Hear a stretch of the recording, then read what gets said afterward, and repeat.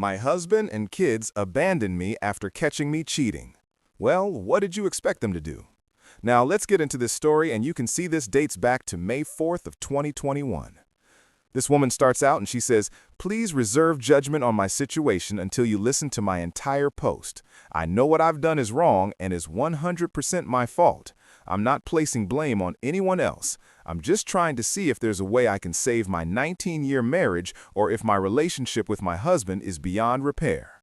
I'm a 38 female, call me Francine, and my husband, call him Rye, is 44.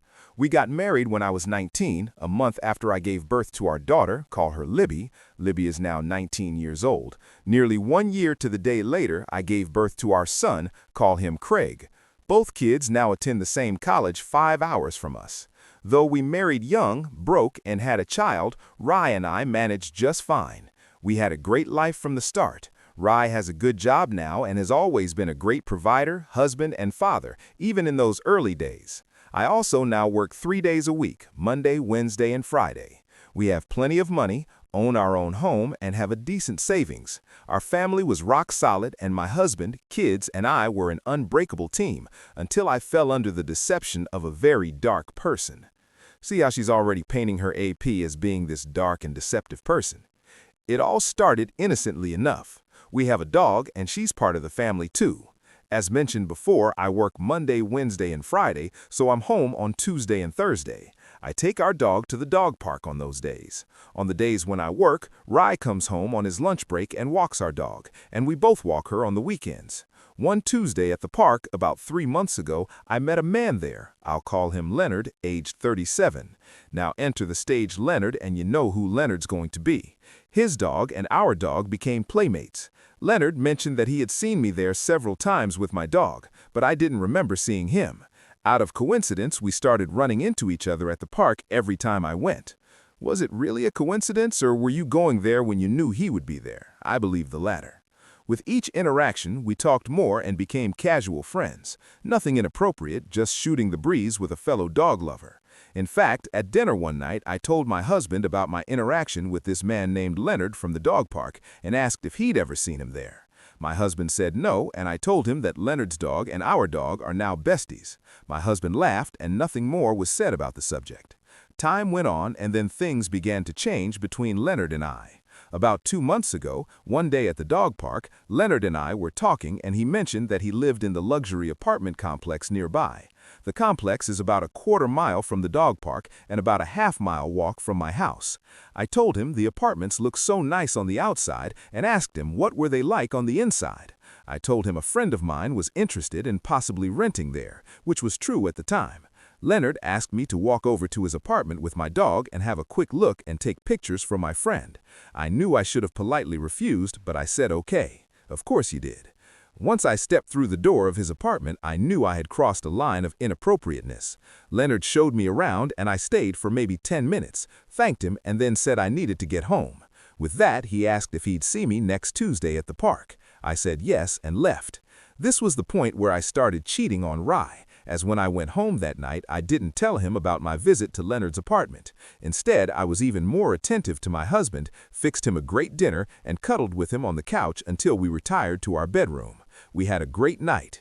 And I put that there as a red flag for this husband, because all of a sudden now she's giving you more attention and more love in there on one of these evenings during the week, and you gotta kinda think to yourself, okay, why out of the blue is she doing this? Could this be love bombing for something she's done and she's making up for? Yes, that is what the situation is, so you always have to keep your eyes open to that, guys.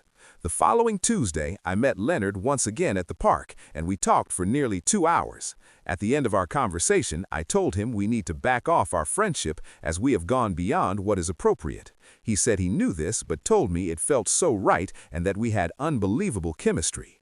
Here again, I could have pulled back and ended things, but instead I agreed with him. Things moved quickly from there, and the following Tuesday, I spent the afternoon with Leonard at his apartment having intimacy. See how quickly it happens, guys. Surprisingly, early that evening, I felt a little guilt or remorse for what I'd just done. Instead, I felt a high level of desire and passion for my husband, and we had a beautiful night together. That's what I say to that. That is just so sick. She just was with this lover of hers, and you know he wasn't wearing protection, I guarantee it. 99% of the time, these women do not require their lover to wear protection. So that is just sick, it's gross, it's disgusting, and I have nothing more to say about that. And that's also a red flag, because again, here she is giving you all this attention and all this love, and out of the blue, as a man, you gotta sit back and ask yourself, why out of the blue is she doing this? Writing this out now, I'm just disgusted with myself, as you should be. But I must be truthful. Leonard and I continued meeting at his place every Tuesday and Thursday until midday this past Friday, nearly 2 months to the day when I started the physical relationship with Leonard. So she was having a physical relationship with this Leonard twice a week for 2 months. Let's say at least 15, 16, 17 times she was with this guy. And you know, with a new relationship like that, they're doing everything possible in that bedroom. I should have realized something was not right with my husband, as 2 weeks ago I noticed an abrupt change in his behavior, but I was too caught up in the fog of the affair to notice or even care. I guess it was then my husband started giving me short answers and not engaging with me. He also rejected my requests for intimacy several times and didn't initiate intimacy at all. During this time, he also started working late, not coming home until 8 p.m.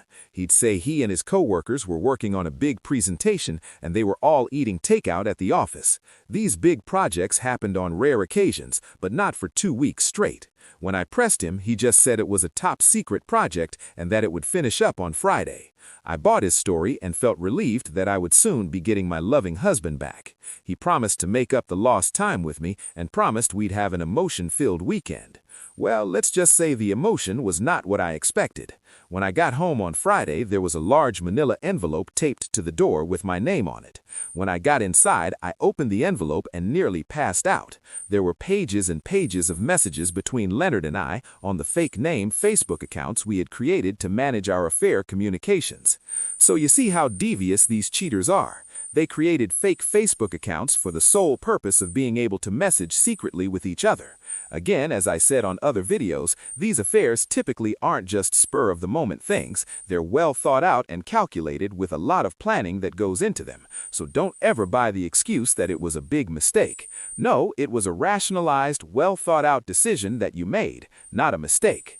As I looked through the messages, I started crying and couldn't catch my breath. It was so bad I contemplated calling 911. Oh, what an actress. I threw the envelope to the floor and started running around the house, unsure who put the envelope on my door. Was it Leonard, my lover? Was it my husband, Rye? Or was it someone else? My question was answered when I went into the bedroom. There, in the middle of the bed, was a white gift box with a big red bow and a card tag on it with my name on the to line and my husband's name on the front line. I nervously took the bow off the package and opened the box to find divorce papers. Oh, my man really slammed her there with the divorce papers. Saying this, I knew my world had imploded, and I just laid on the bed and cried uncontrollably into a pillow. After an hour or so of thinking what to do and what I was going to say to my husband, I called him and he didn't answer. I kept calling, but he didn't pick up. I then texted him, and again, nothing. I started pacing around the house, thinking what going to do. I then called and texted my daughter and son multiple times, and they didn't answer, which was strange. A few minutes later, I got a text from my husband saying he knew everything, and so does our children and the rest of his family, and as of 15 minutes ago, so did my parents. He wrote that he has moved out and signed a lease on an apartment and that I would next be hearing from his attorney. He ended the text stating, "Enjoy your new life with Leonard." My man zinged her there. And you see what he was doing for those weeks where he was giving her the cold shoulder. He was actually meeting with his attorney, getting everything ready. He was also going out looking for apartments, apparently, and leasing an apartment. This guy was done. Once he found out his wife was cheating, he basically washed his hands of her. After reading this, I cried for hours, only stopping to answer a call from my mother. Instead of comforting me, she tore into me, not letting me speak a word, and then hung up on me. I kept calling her back, but she didn't pick up. I called my dad, and he answered. I asked to talk to Mom, and he said she didn't have anything further to say to me. Now, my father then told me he was so disappointed and ashamed of me, saying he never dreamed his daughter could do such a thing. This broke me, and I started crying, telling him I was sorry. He was silent as I blabbed on and on. After I finished, he told me to get myself together and do better. I told him, "Okay, Daddy, I will," and we ended the call. At this point, I was too embarrassed to confide in my friends or another family member, so I just sat alone crying in my bedroom. I thought I'd better call Leonard, that's her lover, to advise him that our relationship was over and for a comforting shoulder to cry on. When I called him, he first asked why I was calling from my phone and not using our fake Facebook accounts. I came right out and told him my husband knew about us and he's divorcing me. The only thing Leonard said was, "Oh no, he knows? How?" I told him I didn't know. Leonard asked, "Did he find your Facebook account?" I said he must have. Leonard then said, "Did you sign out? What happened?" I told him I didn't know. He then asked if my husband knew who he was. I told him yes, as he mentioned you by name in the text I received. Leonard said 0 Fs and then just started screaming the F word loudly over and over, to the point where his dog started barking. He then said, "Okay, look, I'm sorry this happened, but you were sloppy. Let's cut all contact and delete our accounts and phone numbers. Hopefully you can save your marriage. Don't call me again." I was both surprised and sickened by his coward and just said okay, and we ended the call. Just like that, there was no, "I'm sorry for destroying your marriage, Francine," no, "What can I do for you, Francine?" No thank you, just self-preservation talk from a shallow man. How could I have been so stupid to cheat on Ray with anyone, let alone a disgusting shell of a man like Leonard? I'm posting this at 3 a.m. on Tuesday morning, if that tells you something. I've taken the week off to focus on getting my husband and kids to talk to me so I can apologize and we can heal and move forward. Does anyone have any suggestions for what to do next? My soul is crushed and I'm completely alone. I've lost everything but my dog as a result of my actions. Have any of you who strayed been cut off so quickly by your spouses? I mean, Ray is gone and wants nothing to do with me. I understand how bad he feels, but to just cut me out of his life and file for divorce over one stupid mistake seems so extreme. Please help, Francine. So you see two things she's doing here, guys. She's minimizing what she did, she's calling it one stupid mistake, and she's placing all the blame on this lover of hers, Leonard, calling him all kinds of names and saying he's a shallow shell of a man type of thing. She's not taking responsibility at all, and she's trying to minimize it. Let's look at a few responses that she got from the community. But before we do that, I want to encourage you, if you like what you hear, hit that like button. That will help get this video seen by people all over the world. Now, let's take a look at some of those responses. The first one's from a woman. She says, "Francine, don't beat yourself up too bad. What you did is instinctive, not saying it's right, but natural." So she's saying cheating and having multiple men is natural. "I, too, am working through infidelity, and thankfully my husband is more understanding than Ray. He's been with me through all the highs and lows. Mr. Simp, Mr. Simp, she's got a simp for a husband. I've been in individual counseling, and he and I go to marriage counseling twice a week. I've been a wreck, but my hubby is my rock. Good luck, girl." The second one here is from a male. He says, "Wow, your husband just moved out and is avoiding you without even speaking. Was your marriage on the rocks prior? Have you cheated before and therefore you knew your fate if you cheated again? Even so, if you were my wife, I'd at least have a discussion to get your side of the story before doing something so final. I think there's more to your story than you're sharing." That's what I thought when I first read this story. I'm thinking she's not telling us the whole story. I'd really like to talk with her husband to find out his side of the story here and what their marriage was really like before he found out she cheated, because I think there's more to this story. The next response is from a woman. She says, "So sad, sad for you, Francine. Don't wear your infidelity as a scarlet letter." Here's another one of these stories where they're referring to having affairs as a scarlet letter, and that's not something you should have to wear for the rest of your life. Well, as we always say, once a cheater, always a cheater. She says, "There's nothing wrong with you. You are only human, like the rest of us." Now listen to what she says next. "I cheated on my husband back in 1995. We separated for 6 months, and then he came back to me, and we lived a happy life until I lost him last year. I still regret what I did, but I more than made it up to him." "Did you really? I'd like to talk to your husband if he was still alive and find out what he was really feeling when he came back to you. I'm sure he wasn't completely happy as you're describing it." She says, "You can too," basically saying you can make it up to your husband to stay strong. And now the final response here is from a man. He says, "Women like you are trash and don't understand how deeply you've wounded your husband. It's a pain that's never forgotten and one that will impact his life for years to come. My first wife cheated on me after 5 years and 2 kids. I immediately divorced her, got myself together, and 8 years later I'm remarried to a great woman, while my ex's life is a disaster. I wish your husband well." So he's not wishing her well, he's wishing her husband Ray well. Now, she's got a series of updates, and we're going to find out how this thing all turns out. The first update is just from 3 days later. She says, "I'm back on here because I need an outlet to deal with the pain I'm feeling now. I just got off a call with my kids as they were driving back to town. I finally thought after 3 days of ignoring my calls and text, they were calling to talk to me and to let me apologize. Instead, I got berated, disrespected, and called terrible names, words I've never heard either of my kids say. Libby was exceptionally cruel, and I think that influenced her brother. I apologized to them and said what I did was terrible and 100% my fault. I reminded them what a great mother I had been to them as a mother, and what a good wife I had been to their father until now. My daughter told me that I was great, but now I was terrible, the worst."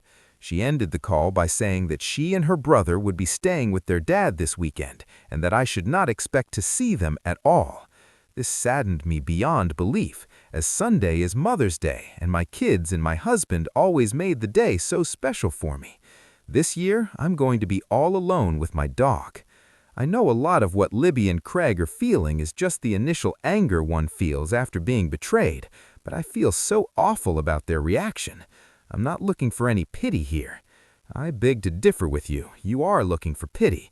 Just some encouragement. Thanks to those who have sent messages of support. It really has helped me get through so far. I will update again as I'm able. Francine. Now she's got another update, and this is 3 weeks later. Okay, so 3 weeks later, she comes back and she says, "I wanted to come back and provide an update as I've gotten many requests to do so. I've been going to individual counseling for 2 weeks now, and it has helped a lot. My counselor is a great woman, and she has really given me courage to keep moving forward. She told me that I've done everything I can at this point to mend the relationship with my family." Now listen to what she says next. You talk about selfish. "The best thing for me to do now is just step back and wait. If they return, then we always had and will have love. If they don't return, then they never really loved me." Again, here's another situation of a counselor victim blaming, putting all the onus here on the victims being the husband and the children, and letting the cheater off the hook, saying, "Oh, they should forgive you and take you back. If they don't, then they never really loved you." That is total BS, as you all know. She also suggested transcendental meditation, and I started going last week, and it has made me so much more at peace with myself and given me a sense of calm. I feel more in control of my mind now than ever before. So she's going and she's chanting and doing all these kind of things with that meditation. So that's where things are in my world at this moment. I'll update again if warranted, hoping in my next update I'll be able to report that my husband and kids have welcomed me back and we are again one happy family. Francine. And now she's got another update 4 months later. "Well, it's been a while, but I'm back with an update. Sit back and take a deep breath as I've got a lot to say here with some good news and some bad. A couple weeks after my last update, I discovered I was pregnant. Yes, at the age of 38, I became pregnant after trying for more than 15 years to have a third child. This news came as a shock, and my mind instantly filled with joy and terror. Joy in that I wanted so much for the baby to be raised, and terror in the thought it could be Leonard's. I went into full panic mode. The first person I wanted to tell was Rye, but I knew if I did and the baby wasn't his, I would lose him forever. Also, if the baby was Leonard's, I wouldn't want to keep it. If I ended the pregnancy and Rye ever found out, he would never forgive me, as he is against procedures. Good for Rye, he's a good man. So here's what I did. I called a DNA clinic and asked if they could do a prenatal DNA test without having the saliva of the father. The lab said it is possible, however, it is only possible with select other body samples, but of course I didn't have them. The one potential was hair follicles. I found a few on my husband's brush, but not nearly enough for a full sample, so I hit a dead end there. My backup plan was to contact Leonard and have him participate and pay for a prenatal DNA test. He had me blocked and he deleted his Facebook account, so I decided to go to his place of business and catch him while he was walking in. When he saw me, he first tried ignoring me and then asked what I was doing there in a disgusted manner. I told him I have something important to say and we need to talk. He said he didn't want to talk to me anymore and that he was sorry for breaking up my marriage. I said to myself, yeah, right. Why didn't you think about that before you relentlessly pursued me? You see how she's placing all the blame on her AP and not accepting the responsibility fully, like she said? I then blurted out, I'm pregnant and you are the father. He then started saying, oh, no, woman, you are not going to baby trap me. I know this game too well. So this Leonard, her AP, is a player, as you can tell. I told him to listen to me close. I said, if you don't want me to walk into this office and go right to your HR department and tell them what you were doing when you should have been on the job, then you better do what I say. I then told him I wanted him to schedule and pay for a paternity test and gave him the number for the clinic. I told him if he didn't do this within 48 hours, I would go to his HR. So she gave him an ultimatum here. That evening, Leonard unblocked my phone and sent me a text saying he made an appointment for next Tuesday at 10 a.m. and as he knew I was off on Tuesday. We met at the clinic office and didn't speak. They called Leonard in first and took his saliva sample, and then I went in and they drew blood. It took a week to get the results back, but it was well worth the wait as Leonard was not the father. I fell to my knees in sheer joy and gave thanks to our Lord for blessing me and my husband with another precious child for which we've wanted for so long. I couldn't wait to speak to Rye, but I had no way to reach him as he had me blocked, and I still didn't know where he was living. And at this point, my kids were still avoiding me and barely speaking to me. I texted my daughter and son and told them that I had something very important to tell them and asked if they could set up a three-way call. My daughter kept texting me asking for what, and I just told her I would tell them on the call. We set up the call and I told them the good news. Instead of being happy to be getting a sibling, they were both terse and downright mean to me. They immediately assumed the baby was Leonard's. I told them, I know it's your father's baby. My son then asked, how can I be so sure? And I told him that based on the estimated conception date, I knew. At this point, I didn't know the actual conception date, but I didn't want to tell them about the DNA test with Leonard, so I thought it best to explain it to them this way. So again, she's being deceptive here. My daughter then accused me of trapping my father into staying with me by getting pregnant. I asked her, how could that be, as this all happened before your father knew of my relationship with Leonard? My daughter said that was her point. She accused me of purposely getting pregnant by her dad in case he found out about my affair. She said the baby was my way of trapping her dad.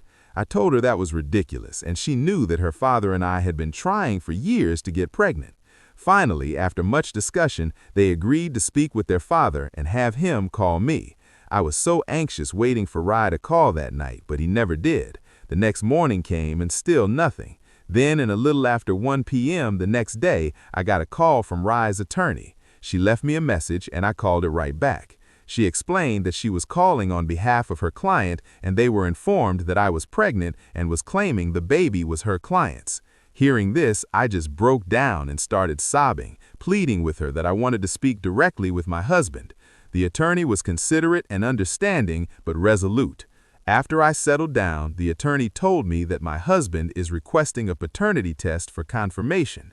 I readily agreed and offered to do it as soon as possible and that I would pay for it from my savings. The attorney asked that I set up the appointment and that her client will provide his saliva at a time when I'm not present.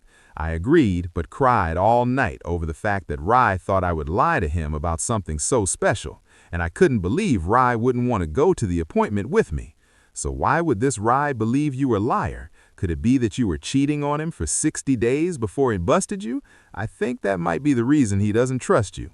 The test was performed, and earlier this morning, the results came back proving Rye is the father. Of course, I already knew this, but getting the official results felt so good and a major relief off my mind. I'm now looking to put this terrible nightmare I created behind us and look forward to rebuilding my relationship and trust with my family.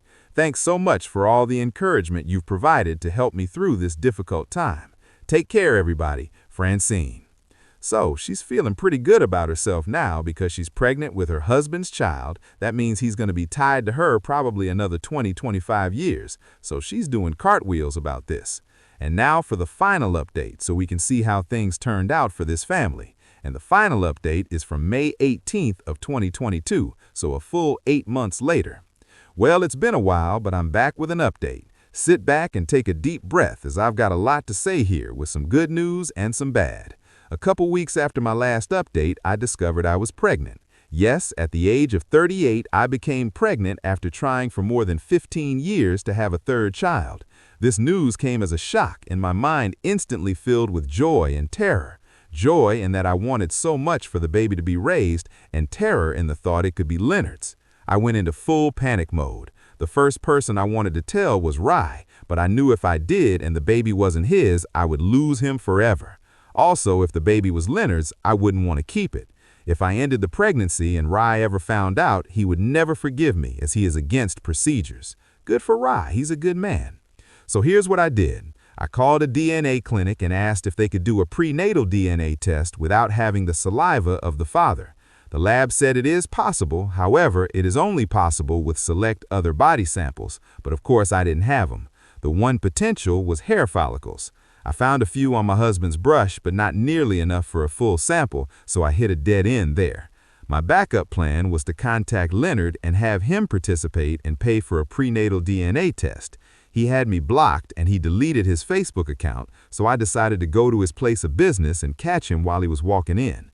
When he saw me, he first tried ignoring me and then asked what I was doing there in a disgusted manner. I told him I have something important to say and we need to talk. He said he didn't want to talk to me anymore and that he was sorry for breaking up my marriage. I said to myself, yeah, right. Why didn't you think about that before you relentlessly pursued me? You see how she's placing all the blame on her AP and not accepting the responsibility fully, like she said? I then blurted out, I'm pregnant and you are the father. He then started saying, oh, no, woman, you are not going to baby trap me. I know this game too well. So this Leonard, her AP, is a player, as you can tell. I told him to listen to me close. I said, if you don't want me to walk into this office and go right to your HR department and tell them what you were doing when you should have been on the job, then you better do what I say. I then told him I wanted him to schedule and pay for a paternity test and gave him the number for the clinic. I told him if he didn't do this within 48 hours, I would go to his HR.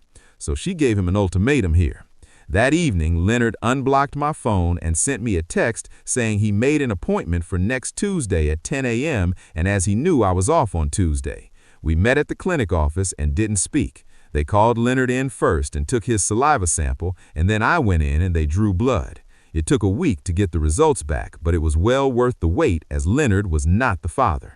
I fell to my knees in sheer joy and gave thanks to our Lord for blessing me and my husband with another precious child, for which we've wanted for so long.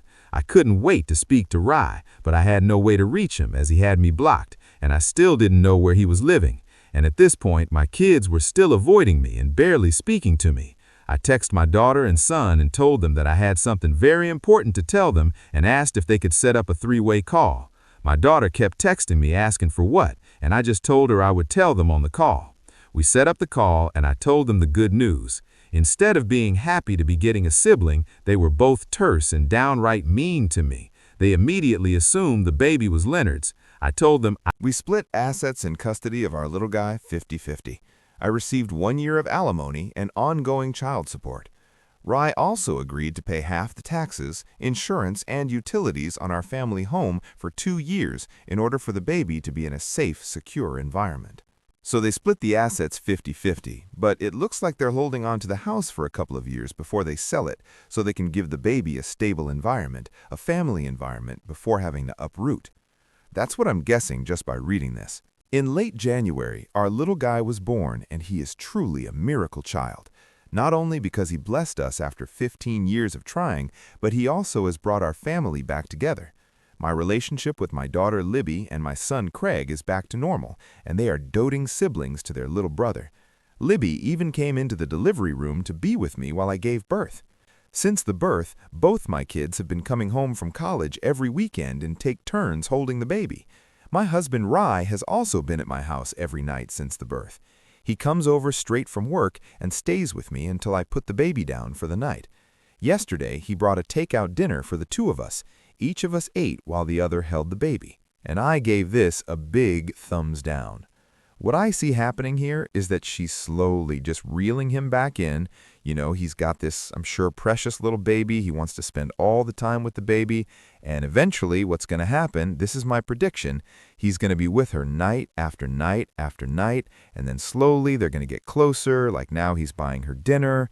And then the next thing you're going to know, they're going to be hugging and then kissing goodnight. And then he's going to be spending the night. And then he's going to be back with her. The thing I would tell him, use extreme caution. And number 2, don't get remarried. While we didn't eat together, she says, I see this as a very positive development. See what I mean? He and I are on very friendly terms and have not mentioned the affair or the divorce. I also have never pushed him or spoken about the two of us getting back together. I'm still in IC individual counseling, and my counselor told me to give him space and not talk about our relationship, which I have, and it seems to be working. Every day that goes by, I'm getting my loving husband back little by little. See what I'm saying? She knows she's just slowly reeling him in like a fish on a fish line. I've done the same with Libby and Craig. If I do get Rye back as a husband or even a life partner, you can be sure I will never do anything to jeopardize our relationship. He and my kids are my world, and I will do everything to show them how much I value and cherish them. That's all I have for now. Yes, I'd like things to go back to the way they were, but that's not possible, so I'm just appreciating what I have now, which is pretty damn good if you ask me. This will likely be my last post unless Rye and I officially reunite. If that happens, I'll be back to give everyone the good news. Thanks again to everyone who supported me through this, Francine. So that's her story. Now I wanted to cover the moral of this story, and there are multiple points I wanted to highlight. Number 1, and I said this up front, love bombing is a big red flag indicating your significant other may be trying to make up for something awful they've done. So remember that. If out of the blue now this woman starts giving you treatment that you never experienced before or haven't experienced in a long time, you've got to ask yourself, I wonder why she's doing that now. What has she done? Next, many cheaters never fully take responsibility for their actions, often placing the blame on their affair partner. And you can see that's what this woman did. Even though she said up front, hey, I'm 100% responsible, throughout this whole story she's saying how terrible her affair partner was and that he, lured her into this relationship, almost like, oh, I had nothing to do with it, I just was a poor innocent victim here. No, you were equally, if not more responsible, because you were the one married to your husband. The next point, a cheater's relationship with family and friends will never be the same after they've cheated. So it's not just their relationship with their spouse or with their boyfriend is never going to be the same, but their friends and family members are going to look at them different. How many women, like friends of hers, and maybe even women in the family now who are married or have boyfriends, are saying, hey, I don't want my boyfriend or husband around this woman. She may try to do the same thing with my husband or with my boyfriend. So everybody's looking at her differently, and they will look at her that way for the rest of her life. And then finally, it's best to divorce and provide your kids with 2 happy homes versus staying together in a miserable one. So those are my thoughts on this story. Now I want to hear from you. What did you think of this story, and how do you think his Rye handled the situation? Do you think his wife is slowly reeling him back in? Do you think he's going to remarry her, or maybe he will get back into a relationship with her? Let us know in the comments.